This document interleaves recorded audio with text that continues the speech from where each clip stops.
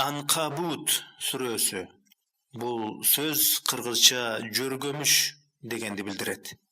Бул сүрө Меккеде түшүрүлгөн. 69 аяттан турат. Меримдүү, райымдуу Аллахтын аты менен. Алиф, лам, мим. Бул сөздөрдүн мааниси бир Аллах Таалага маалым. Адамдар биз ыйман келтирдик дешсе эле сыналбай калып калабыз деп ойлошобу? Биз аларга чейинки болгондорду дагы сынаганбыз. Албетте Аллах чынчылдарды дагы, жалганчыларды дагы билет. Же жамандык иштерди кылып жаткандар бизден ашып кетебиз деп ойлошобу? Алар чыгарган өкүм кандай жаман. Ким Аллах менен кезигүүнү кааласа, албетте Аллахтын белгилеген мөөнөтү келет. Аллах Таала менен жолугуу мөөнөтү келет деген маани. Ал угуучу, билүүчү. Ким күрөшүп аракеттенсе, ал өз жаны үчүн аракеттенип умтулат. Акыйкатта Аллах ааламга муктаж эмес.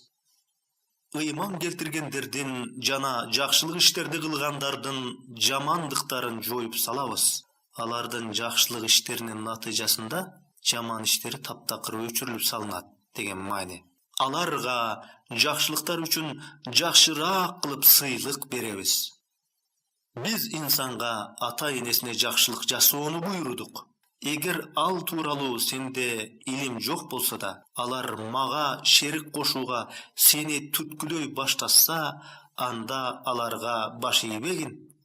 Эгерде инсандын ата-энеси кудайсыз же сөлөкөттөргө табынган инсандар болсо да, аларга жакшылык кылып, камкордук көрүү керек деген маани. Мага кайтасыңар жана мен силердин эмне кылганыңардан кабар берем. Ыйман келтиргендерди жана жакшылык иш кылгандарды биз жакшы иш жасоочулардын катарына киргизебиз. Адамдардын ичинде биз Аллахка ишенебиз дегендер бар. Качан аларга Аллахтын жолунда зыян жетсе, адамдардын сыноосун Аллахтын жазасындай көрүшөт. Эгеңден жеңиш келген кезде алар биз силер менен болгонбуз дешет. Чын эле Аллах ааламдардын көкүрөгүндө эмне бар экенин билбейби? Аллах ыйман келтиргендерди дагы, эки жүздүүлөрдү дагы билет. Ишенбеген капырлар ыйман келтиргендерге: биздин жолубуз менен баргыла, биз силердин күнөөңөрдү өзүбүзгө алабыз дешет. Алардын күнөөлөрүнүн эч нерсесин алышпайт. Алар жалганчылар. Алар өздөрүнүн жүктөрүн, күнөөлөрүн, өздөрүнө ээрчигендердин күнөөлөрү, жүктөрү менен бирге көтөрүшөт.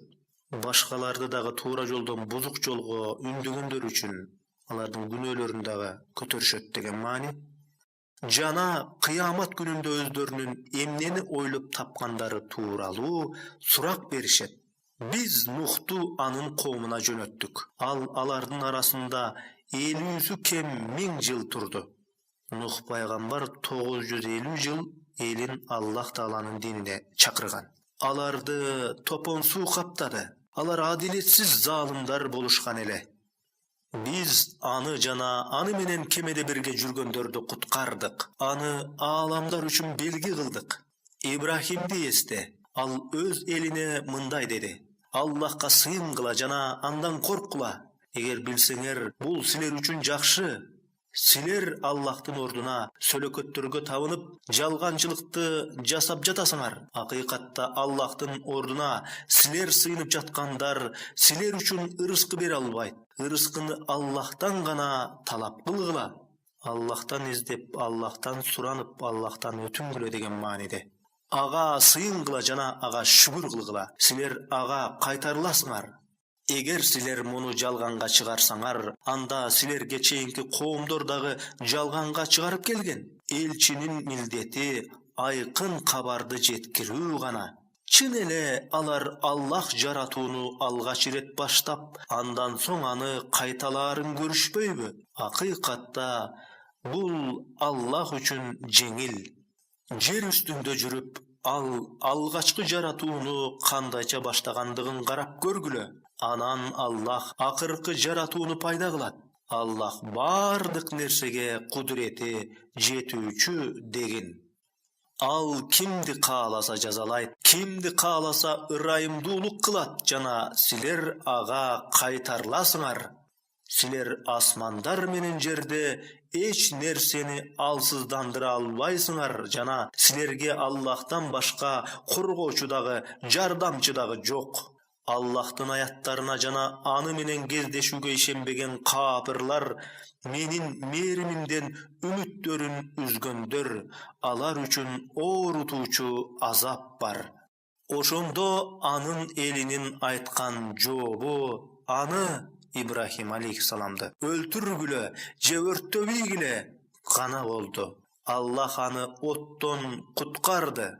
Аллах Таала отту салкын жана жагымдуу болууга буйрду. Ибрахим андан эч зыянсыз чыкты деген маани.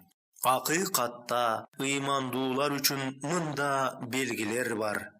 Ибрахим, силер бул дүйнө жашоосунда өз араңардагы сүйүү үчүн Аллахтан башка сөлөкөттөрдү өзүңөргө алдыңар. Андан соң кыямат күнүндө бириңер экинчиңерден баш тартасыңар жана бириңер экинчиңерди каргап шилейсиңер. Силердин жайыңар тозок болот. Силерге жардамчылар жок, деди.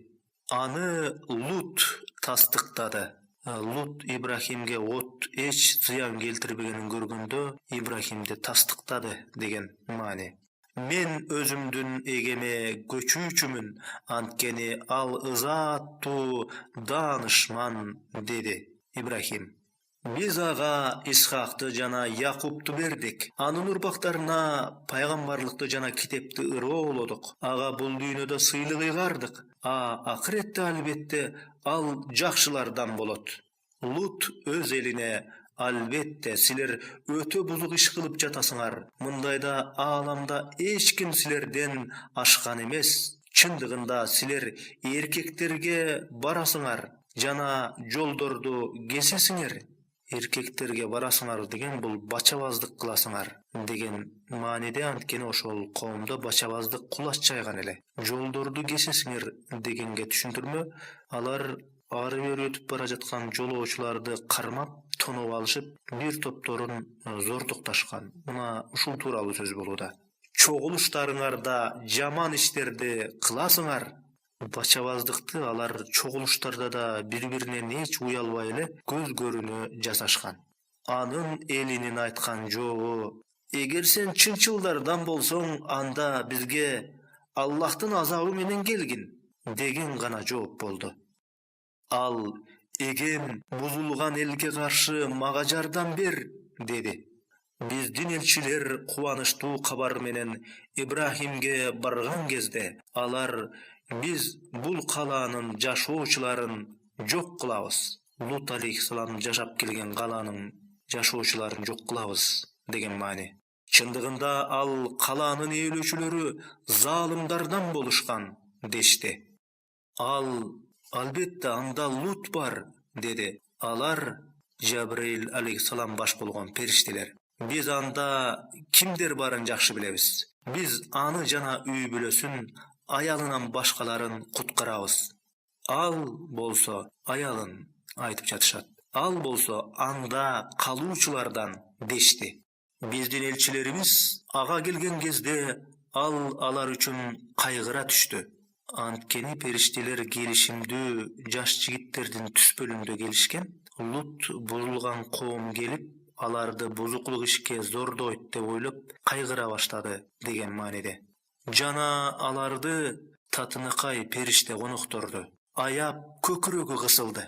Алар: коркпо да кайгырба, биз сени жана үй бүлөңдү, аялыңдан башкасын куткарабыз. Ал Луттун аялы. Ал аял бузулган коомго жан тарткан, бузулган коомду колдогон аял болгон.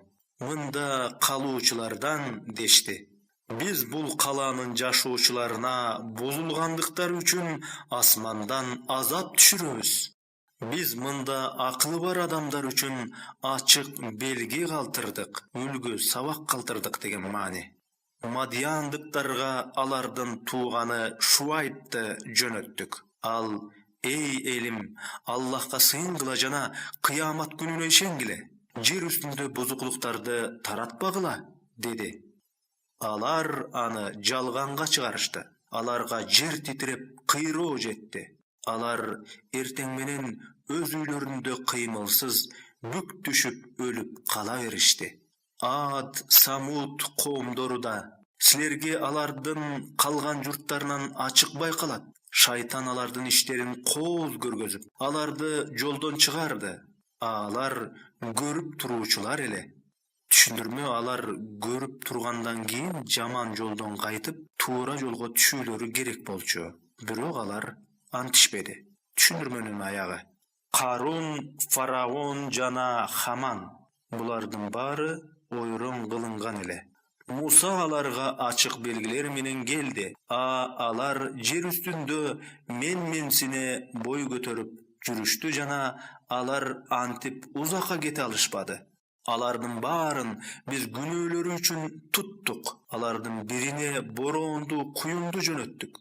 Lut aleyhissalamdın eline kuyundu jönöttük degen mani. Birine kıyratkıç ün jetti. Samud eline kıyratkıç ün jetti degen mani. Birin jerge jutkuzduk. Karundu jerge jutkuzduk degen mani. Birin çöktürüp saldık. Nuh aleyhissalamdın jana Faraonundun kowumdorun çöktürüp saldık degen mani. Allah alarga zalimlik kılуу üçün mintken jok. Alar özlörünü zulumduk kılıştı.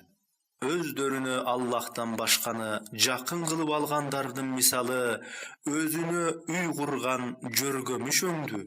Ankeni eger alar bilişken bolso üylördün en naçarı jörgömüştün üyü. Hakikatta Allah anın urduna andan başkanı çakırıp jatkandardı bilet. Allah Taala'dan başka jalgan kudaylardı çakırıp jatkandardı bilet degen mani. Al ızatu danışman. Bul misaldardı biz adamdarga keltirebiz. Birok munu bilgenler gana düşünüşöt. Allah asmandar menen jerdi hakikat menen jarattı. Albette mında momundar üçün belgi var. Allah Taala'nın kudretine dalil var degen mani. Alarga kitepten saga habar berilgenderdi okup ber da namaz oku. Antkeni namaz buzukluktan jana günөөdөн tıyat. Düşündürme namazды çyn ıklastan erejelerin toluk atkarıp okugan bolso ıplas işlerden, günöөлөрдөн alыс bolot. Aygerde namaz okup birok günöөлөрдөн, buzukluktan arılbasa, anda anın namazının kabul bolboy jatkanının belgisi. Tuğrasın Allah Taala bilet. Düşündürmenin ayağı. Alemi Allah'ты eskerүү andan da çoň. Düşündürme, biz Allah'ты estesek, Allah Taala bizdi esteydi. Bakara suresinin 152. ayatında kamtılgan, egerde Allah Taala bizdi estese, anda toluk jardamdın gelgeni. Antkeni Allah Taala bizdin muhtaçdygybızdy jakşı bilet. Demek, emnege muhtaç bolsok, Allah Taala anı toktosuz çeçip koyat. Düşündürmenin ayağı. Allah silerdin emni kılıp jatkanыңарды bilip turat. Alardın zalimdarından başka kitebeyleri menen jakşı abalda gana talaşıp tartışkıla. Allah Taala'dan tilep ayattardı, dalilderdi keltirip, жылуу жумшак сөздөр менен талашып тартышкыла деген мани. Жана биз өзүбүзгө түшүрүлгөнгө дагы, силерге түшүрүлгөнгө дагы ишенебиз. Биздин Кудай да, силердин Кудай да бир, биз ага моюн сунгандарданбыз деген. Ушинтип биз сага китеп жөнөттүк. Биз китеп ырыологондор ага ишенишет. Китеп ырыологондор бул иудейлер менен христиандардын ичиндеги чыныгы мумундары. Алар пайгамбарлардын баарына, анын ичинде Мухаммед алейхиссаламга дагы ишенишкен. Түшүндүрмөнүн аягы. Булардын арасынан да, меккеликтердин арасынан да ага ишенгендер бар. Биздин аяттарыбыздан капырлар гана баш тартат. Sen ага чейин эч кандай китепти окуган жоксуң жана аны өз колуң менен жазган да эмессиң. Түшүндүрмө пайгамбарыбыз окуганды дагы, жазганды дагы билген эмес. Түшүндүрмөнүн аягы. Эгер ант бергенде муну болбогон нерсе деп жаткандар катуу шектенишмек. Ооба, бул илим берилгендердин көкүрөгүндөгү ачык айкын аяттар. Биздин аяттарыбызды залымдар гана четке кагат. Алар ага эмне эгесинен белгилер түшүрүлбөйт дешет. Кереметтер түшүрүлбөйт дешет деген маани. Акыйкатта кереметтер Аллахтын гана алдында. Мен болсо эскертүүчү ганамын дегин. Чын эле аларга окулуп жаткан, биз сага жөнөткөн китеп жетишсизби? Акыйкатта мында ырайым жана ыйман келтирген коом үчүн насаат бар. Менин жана силердин араңарда Аллах жетиштүүгүбү? Ал асмандардагы жана жердегилерди билет. Ал эми жалганга ишенип, Аллахка ишенбегендер болсо, алар зыянга учурагандар. Алар сени азап келтирүүгө шаштырышат. Эгерде белгиленген мөөнөт болбогондо, анда аларга азап келер эле жана ал аларга күтүүсүздөн, алар билбеген учурда келет. Алар сени азап келтирүүгө шаштырышат. Акыйкатта тозок капырларды курчап алган. Алар тозок отунда азапталышат деген маани. Азап алардын үстүнөн да, аяк астыларынан да туткан кезде ал кылганыңарды таткыла деп айтат. Эй менин ыймандуу пенделерим, албетте менин жерим кенен, мага гана сыйынгыла. Ар бир жан өлүмдү татат, өлбөй тирүү жан калбайт деген маани. Андан соң силер бизге кайтарыласыңар. Ыйман келтирип, жакшылык иш кылгандарды биз алдында дарыялар агып турган бейиштин бийик жайларына жайгаштырабыз. Алар анда түбөлүккө калышат. Амал кылгандардын сыйлыгы кандай жакшы. Алар сабырдуу болушкан жана эгесине тобокел кылышат, эгесине гана таянышат, андан гана жардам сурашат деген маани. Канчалаган айбандар өздөрүнө азыгын камдай алышпайт. Аллах аларга дагы, силерге дагы ырыскы берип жатат. Ал угуучу, билүүчү. Эгер сен алардан асмандар менен жерди ким жараткан, күн менен айды ким баш ийдирген деп сурасаң, алар албетте Аллах дешет. Алар кандай алысташкан. Бул жеткен наадандык баарын жараткан Аллах экенин тастыкташат дагы, ага кайра ыйман келтиришпейт. Түшүндүрмөнүн аягы. Аллах өз пенделеринен кимди кааласа ырыскысын кеңейтет жана өлчөп берет. Акыйкатта Аллах баарын билүүчү. Эгер сен алардан асмандан жан жаадырып, жана аны менен жериңер өлгөндөн кийин кайра тирилткен ким деп сурасаң, алар албетте Аллах дешет. Аллахка мактоо дегин, бирок алардын көпчүлүгү акыл калчашпайт. Бул дүйнөдөгү жашоо оюн күлкү гана. Акыреттеги анык жашоо. Эгер алар муну билген болсо. Качан алар кемеде келе жатышканда ыймандарын тазалап, Аллахка кайрылып, дуа кылышат. Качан кургакка чыкканда алар ага шериктерди кошот. Биз бергендерге ишенбөө үчүн жана алар ырахаттанып алыш үчүн ушуну жасашат. Алар жакында билишет. Кылган кылмыштарынын акыбетин билишет деген маани. Анын айланасындагы элдерге кол салып туткундап турганда биз Меккени ыйык жана тынч жай кылганыбызды алар көрүшпөйбү? Биз Меккени ыйык жана тынч жай кылганыбызды алар көрүшпөдүбү дегенге түшүндүрмө ошол ал жерде Меккеде өлтүрүүгө, тилдөөгө тыюу салынган. Мына ошону алар көрүшпөйбү деген маани айтылууда. Кантип эле алар жалганга ишенишет да, Аллахтын жакшылыгын таанышат. Жалганга ишенишет. Бул Будда сүлөкөттөргө, жалган кудайларга ишенишет дагы, Аллахтын жакшылыгын таанышат деген маани болууда. Акыйкат келген кезде Аллахка каршы жалганды жаап, же акыйкатты калпка чыгаргандан ашкан залым барбы? Баса капырлардын жайы тозок эмеспи? Биз үчүн умтулуп аракеттенгендерди биз туура жолдо алып барабыз. Акыйкатта Аллах жакшылык кылуучулар менен бирге.